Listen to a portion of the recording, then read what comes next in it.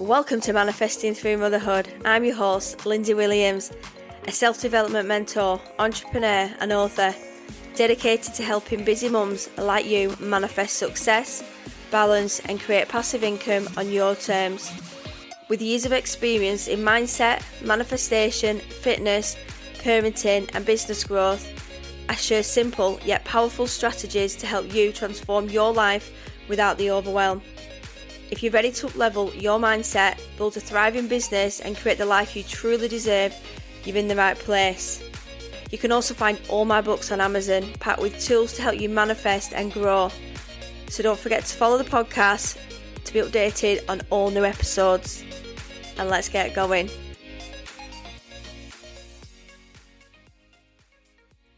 Welcome back, ladies. How is everybody doing? So I just thought I'd do a bit of a catch-up Sunday, Monday, because I feel like it's just been non-stop. And one thing that I've been indulging in is self-care. And this is what it's going to be called today. Self-care isn't a luxury. It's your upgrade. Sometimes we just know when we're lacking in self-care, because sometimes we don't prioritise ourselves because we feel guilty. But we can find pockets of time for self-care. And that's what I'm going to do after this. I'm going to I've been out today. So today there's a new youth club opening in Preston. And it has SEN sessions. And it's absolutely fantastic. Like, it's 50p. £5 for the year and 50p for the session. Because it's got that much funding. It's incredible. It's got a hairdresser's. It's got a climbing wall. It's got a gym. It does everything. It's just incredible. So I want him to start going. And even if he has to go with like a carer or us, but they have a high ratio of staff. And because it's SEN, there's only going to be 30 max, which I feel comfortable leaving him. I actually feel comfortable. It's safe. Like, the toilets are just like one toilet. You're not going in toilets with other people, which always concerns me for the safeguarding aspect. People taking pictures of other children. You don't really tend to get a lot of SEN children that walk around with phones taking pictures or being a kind of way that you would a not SEN child, making fun of, like probing other children. Because we see it, don't we, with other children and our friends, of people getting jumped and going on Snapchat. It would just horrify me if I seen anything like that. It breaks my heart to see it. So it's small steps for me. And then I can indulge in some more self-care. I did yesterday. I worked in the morning. My mum and dad took Harrison out and they go to the pie shop. And, I can hear something in the background. If you can hear that, it's my neon diffuser. I'm just going to put it on, get some senses going. And I forgot to switch that on. So it's nice that he gets some time out. They went to the pie shop, went for a magazine. I'd finished work and then I said to Mum, would you mind if I go to the gym? No, absolutely not. So I went to the gym, came back, had my dinner, came home, had a bath, and it was lovely. Started reading a book, which I will talk about the book in a minute, because I thought I just want to just take some time out for me. And I'm aching like mad today. I'm really, really aching. I'm like, what did I do? But I need to tone. I did some like heavier weights. So I've torn my muscle, they're going to repair and they're going to get stronger and leaner. So that's what I'm hoping anyway. So I'm going to keep up that a couple of times a week. So I'm like, right, let's get back on the gym. Even though I do a workout here, I need to get back on that gym. I need to like grow a little bit on my muscle, because I've lost so much muscle. I've lost like 5.5 stone, even if it's a lot. So you lose the muscle as well as the fat. I've been indulging in my self-care, my face, just been doing my skincare, I bought some new hair products, spent a bit more money on that. So this week I've got Tuesday I'm meeting my friend, so the lovely Kimmy. We are going for a spa. She's already there with her sister in the day, and I'm going to meet her for the twilight, because on Thursday we are doing a photo shoot. So we've booked like a content studio out. So I'm going to be taking some images of her. She's going to be taking some images of me. So I've ordered some props. They've just come. It's going to be amazing. So I'm going to, because it's hard, because as a photographer, you can't get your own images, but I'm like, I can take pictures. I can't edit them. So I'm going to take some images. We're going to have some like she can just decide what she wants, and then we're gonna choose some images for me. So I'm like, what do I wear? So I need to plan all that today. So today's about planning, thinking about what I'm going to be doing. And Wednesday, I'm actually going to Preston University. There's a lecture on, and it's about women's health and periods and like menopause. And I'm like, well, I'm at that good time now. So my friend's asked me to go with her other friend. So we're going to go. It's like 2.5 hours. It's a lecture. And it's free. So I'm like, you know what? I'm going to learn something. If I can learn, this is self-development. It's not just about listening to podcasts, doing different things. It's about indulging in courses, and there's lots of free things about. So we're going to be doing that Wednesday. And then Thursday, we're going for a sound bath. So we're going with my friend Lindsay again. And my mum's going to come as well. So it's going to be amazing. So it's for charity. So we give a donation. I love sound baths because I am ready. I always feel like a sound bath comes at the right time. I'm ready for like a rebalance. So a sound bath is something where there's like gongs, there's like bowls, and you lie on a mat, you take a blanket. I'm going to take a heated eye patch. And I'm going to just submerge myself and just lie, and yeah, I'm just going to let the vibrations take over. And I love sound baths. I've not been, it's about an hour and a half, so that'll be really good. So a very busy week indeed, and then we've got like Mother's Day Sunday, so more than likely be doing something for that. So it's honestly, it's a crazy, next week I'm looking at my diary, I've got like lots of work in the salon, and then I've got to do that. And then we put an event out today. So me, Alice and Kimmy are going to be doing, there's only going to be a small cohort of like women that are going to be, like we need to keep it small because it's going to be more bespoke and intimate. And it's the Alternative Studio in Blackpool. And it's about launching your podcast. So there's going to be more like information to follow. So I will put it in my show notes, but there's probably only going to be like, I'll probably say about 6 places to go, because we need to make sure that we're giving you the best, like one-to-one with each. So we're looking at launching your podcast, looking at creating some images, a bit of a strategy, social media, looking at B-roll. So there's a bit of everything that we're going to be talking about. We're all qualified in so many different things, like Kimmy, photography, branding. I do like the branding and the podcasting and the self-publishing, social media, Ali's social media.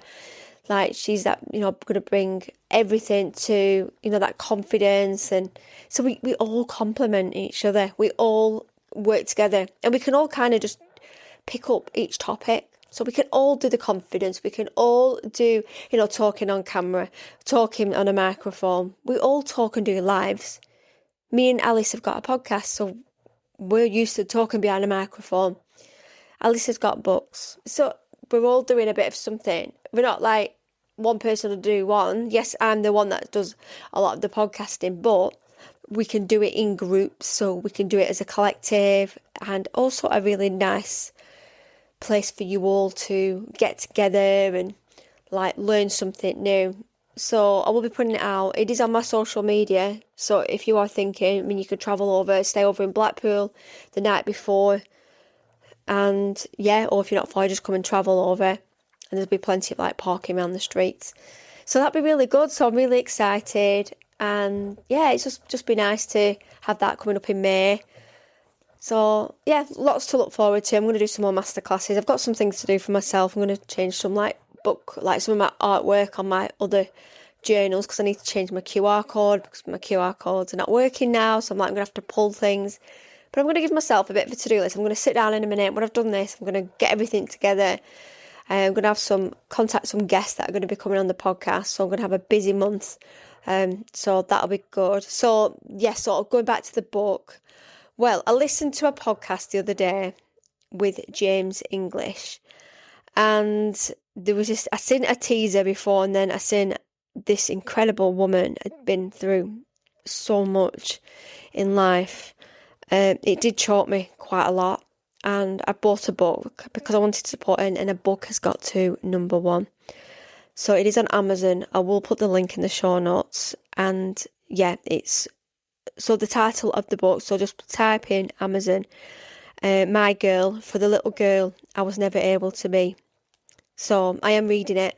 I had to keep pausing and reading it. It's one of those books. like I was saying I was speaking to Stacey last night, and we're going to have her on as a guest. And it is going to be a little bit of a trigger warning podcast, but the thing is, we've got children and we need to protect our children. And this, like, especially at this day and age now, it's just becoming more like the safeguarding, and our children just seem to be more vulnerable. And sometimes we don't know. Like, we've had the amazing Jeremy on the podcast and talking about, his journey. So, we're all mums, grands, aunties. It is about being aware and education for me. And it's really good to get different people on and supporting.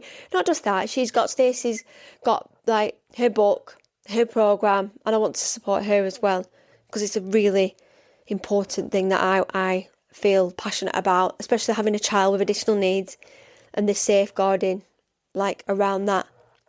So yeah, incredible. So it's just been like, it's going to be like one of those crazy weeks. So I'm still going to be doing my self-care, and probably I don't even going to have time to go to the gym, I'm going to be getting up, going on my treadmill, probably going to ache for a couple of days now. But it's really good to look at like even when we're going back to fitness, what can we like implement into our week. My friend sent me this app, and it's a free app. I think it's called the Arlo app, and it's got yoga on, and I'm like, come on, like you can go on YouTube, it's free, and do some like yoga if you can't get to any classes. So what I'm going to do in this next couple of weeks, I'm going to start planning. I'm going to start going back to aqua aerobics, and there's some sessions on in the week as well.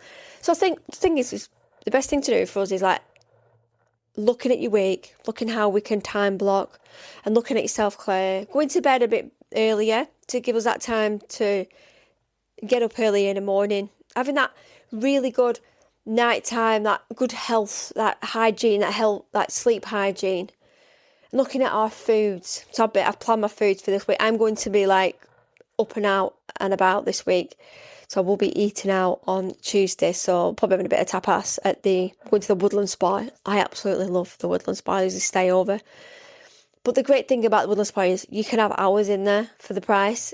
And you're not like rushing for 2 hours, because I think some spas are just 2 hours, and sometimes it's just a bit, I don't want to get out now. And you're rushing then to get around everything. So this will be good, because it's like 5:30 to like 9.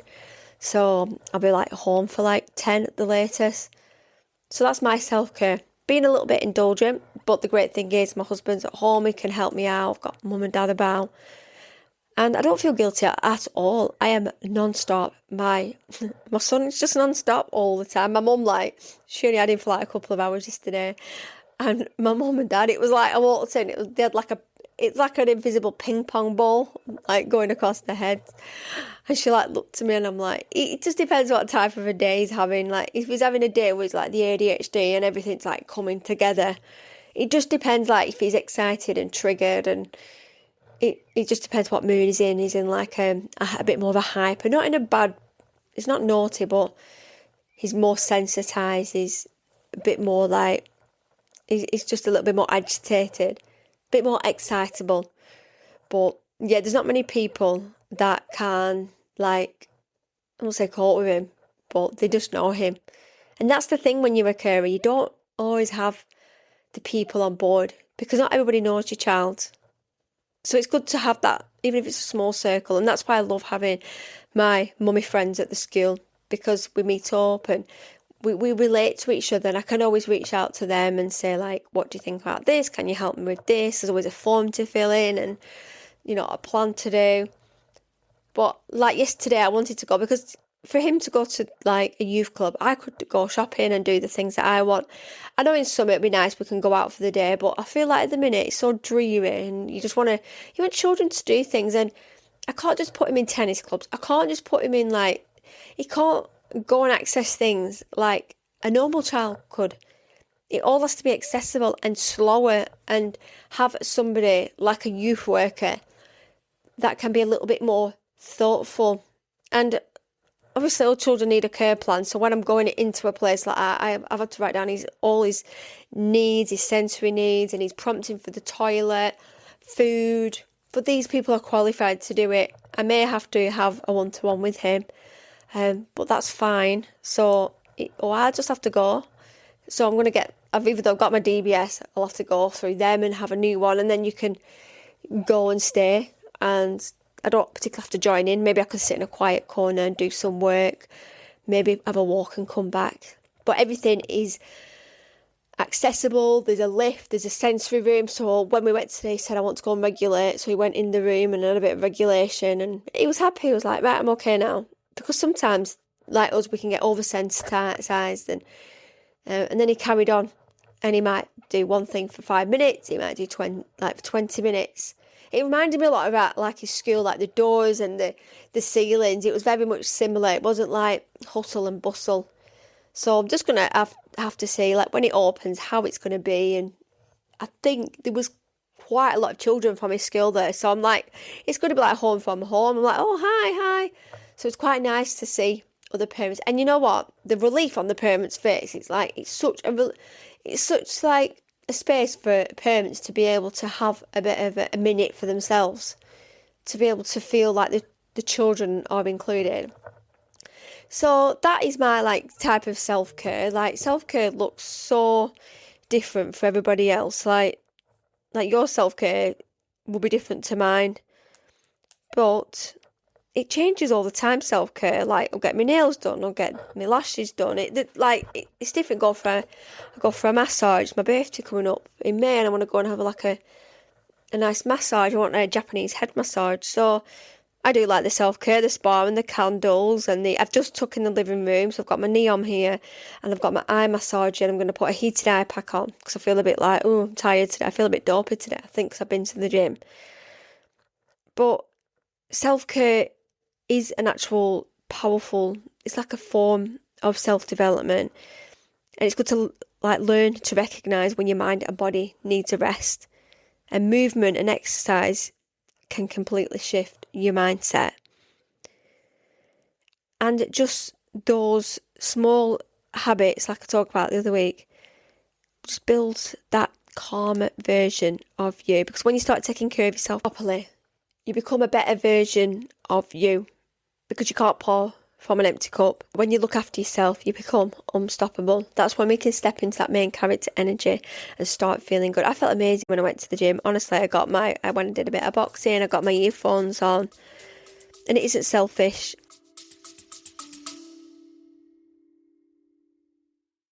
This podcast is sponsored by the My Nora app. If you or someone you love is experiencing coercive control, you need to know about the My Nora app. Created by Emma Davey, a survivor and advocate. This powerful app helps you safely collect evidence, protect your well-being, and take back control, discreetly and securely. Download the My Nora app today and start reclaiming your power. Just search My Nora in your app store now.